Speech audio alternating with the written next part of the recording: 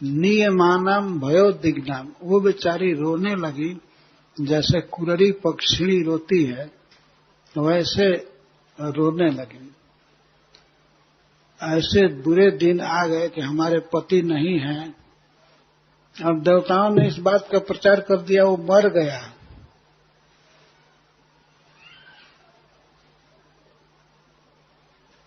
तो रो रही थी, उसको पकड़ करके ले जा रहे थे और आपस में बात भी करते थे। इसके पेट में असह्य वीर्य है हिरण्यकश्यप का, तो यह हिरण्यकश्यप के समान ही बलवान होगा, इसलिए इसको तुरंत मार देना चाहिए जन्म लेते ही। तो पकड़ कर इंद्र ले जा रहे थे, वो रो रही थी। वो सब समझ रहे थे कि हमारे बच्चे की हत्या करने के लिए ले जा रहे हैं, तो बच्चे की हत्या करेंगे, यह बड़ा शोक था उसको। वो रो रही थी।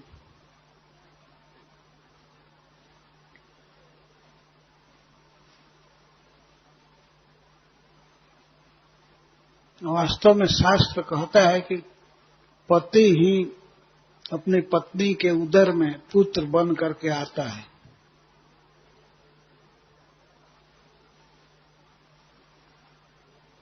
तो देवराज इंद्र को इसकी बहुत चिंता थी कि यह हिरण्यकश्यप के समान प्रचंड दानव फिर पैदा होगा।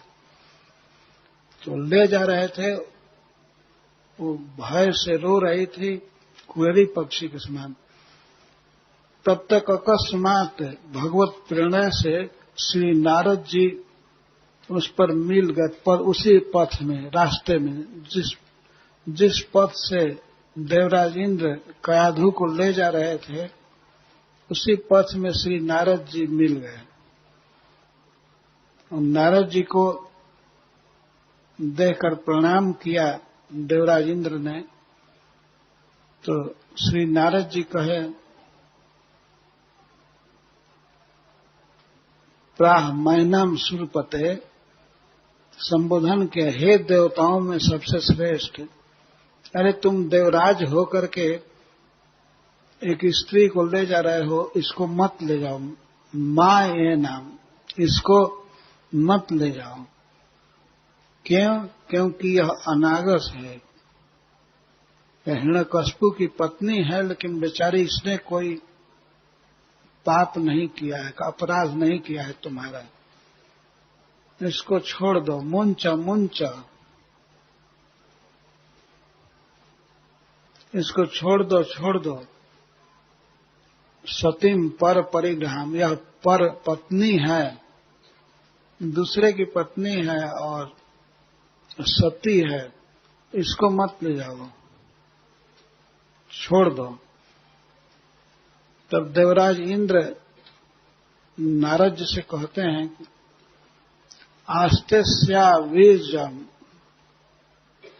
अविषयम सुरदृश, इस स्त्री के गर्भ में अत्यंत अविषह्य, सहने लायक नहीं, बहुत खूंखार वीर्य है दैत्यराज हिरण्यकश्यप का।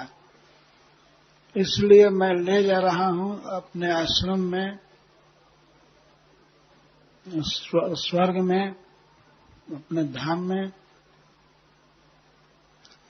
जब तक यह प्रसव करेगी तभी तक इसको रखूंगा, और प्रसव होने पर बच्चे को मैं मार करके अर्थ पदवीम गता, स्पष्ट नहीं कहा, लेकिन देवराज के कहने का आशय था, इसको ले जा रहा हूं, केवल प्रसव समय तक रखूंगा, और बच्चा हो जाएगा तो मेरा प्रयोजन सिद्ध हो जाएगा, मैं बच्चे को मार दूंगा, इसको छोड़ दूंगा, इससे हमें कोई मतलब नहीं है।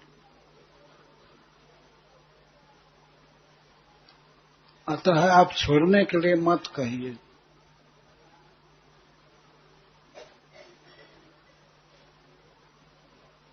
गर्भावस्था के समय बेचारी स्त्री ऐसे ही बहुत दुख में रहती है, और उस पर ये पता चल जाए कि ये हमारे गर्भ की हत्या करेगा, तो उसको कितनी पीड़ा होगी। और यह काम तब किया जा रहा है जब हिरण्यकशिपु राजा अपने घर पर नहीं है, उसके बच्चे की हत्या का उद्योग किया जा रहा है। तब श्री नारद जी ने कहा, अयम निष्किल विषय साक्षात, यह हिरण्यकशिपु का पुत्र है, बीज है, लेकिन हिरण्यकशिपु का थोड़ा भी संस्कार इसमें नहीं है। ये निष्किल विषय, यह सर्व पाप से शून्य है। इस बच्चे में कोई भी पाप नहीं है, कोई किल्बिश नहीं है। पाप के कारण ही किसी को दैत्य के यहां जन्म मिलता है, लेकिन नारद जी ने कहा कि इसमें कोई भी पाप नहीं है, सर्व पाप शून्य है। अयम निष्किल विषय साक्षात महाभागवतो महान, इसके गर्भ में जो बच्चा है वो महाभागवत है और महान है, स्वतः ही महान है। पिता के कोई गुण या अवगुण उसमें नहीं है। और त्वया न प्राप्यते संस्थान, और तुम्हारे द्वारा इसकी मृत्यु नहीं हो पाएगी। क्यों? क्योंकि अनंतानुचरो, यह भगवान श्री हरि का सेवक है, अनुचर है। इस कारण बल, यह बहुत बलवान है, तुम में शक्ति नहीं है कि इसका वध कर सकोगे। इत्युक्तस्ताम विहाय इंद्रो मानेन देवर्षिर मानेन वचः, देवर्षि नारद की बातों में बड़ी श्रद्धा थी देवराज इंद्र की। तो ऐसा कहने पर वे कयाधु को छोड़ दिए, छोड़ करके उन्होंने विचार किया, अनंत प्रिय भक्तई नाम परिक्रम दिवम जयो। विचार करने लगे कि इसके गर्भ में भगवान कृष्ण का भक्त है। इस दृष्टि से वे कयाधु की परिक्रमा करने लगे हैं। वही इंद्र जो मारने के लिए ले जा रहे थे, वे अब कयाधु की परिक्रमा किए। चूंकि प्रहलाद महाराज गर्भ में थे और गर्भ से बाहर उनकी परिक्रमा कर नहीं सकते थे, इसलिए कयाधु की ही परिक्रमा किए। इसके गर्भ में भगवान का बहुत बड़ा भक्त है, इस दृष्टि से उस स्त्री की परिक्रमा किए। अनंत प्रिय भक्त्या एनम परिक्रम्य, अनंत प्रिय कृष्ण प्रिय भक्त इसके गर्भ में है। इस श्रद्धा भाव से कयाधु की परिक्रमा किए, एनम परिक्रम्य, और इसके बाद स्वर्ग चले गए, छोड़ दिए उसको।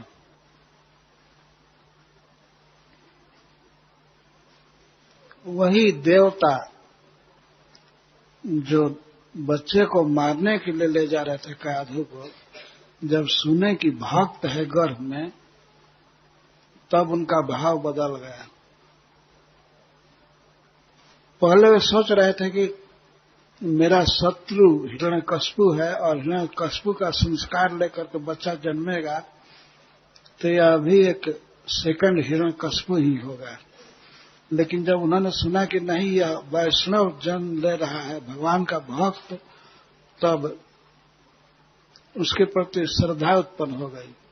तो बच्चे की परिक्रमा वे करना चाहते थे, लेकिन बच्चा तो माँ के पेट में है, इसलिए माँ की ही परिक्रमा करने लगे, कयाधु की परिक्रमा। परिक्रमा एक बहुत श्रद्धा का कार्य है। तो इंद्रदेव अपनी श्रद्धा व्यक्त कर रहे थे। देखिए, भगवान रक्षक हो तो कोई कहीं नहीं मार सकता। पति गया है मंदराचल तपस्या करने, पत्नी इस समय असहाय अवस्था में है, लेकिन भगवान नारद जी के द्वारा यह कार्य कर रहे हैं। नारद जी ने आकर कह दिया देवराज इंद्र को कि इसमें महान भक्त है, तो देवराज इंद्र परिक्रमा किए, प्रणाम किए और चले गए। देवताओं का यही स्वभाव है, ये भगवान के भक्तों से बहुत प्रेम करते हैं। देवराज इंद्र ही केवल नहीं, ये भगवान शंकर, भगवान ब्रह्मा जी, भगवान गणपति, ये सभी बहुत प्रेम करते हैं उस व्यक्ति से जो कृष्ण का भजन करता है, आशीर्वाद देते हैं। तो देवराज इंद्र ने इस तरह बच्चे का आदर किया और उसके मां का आदर किया।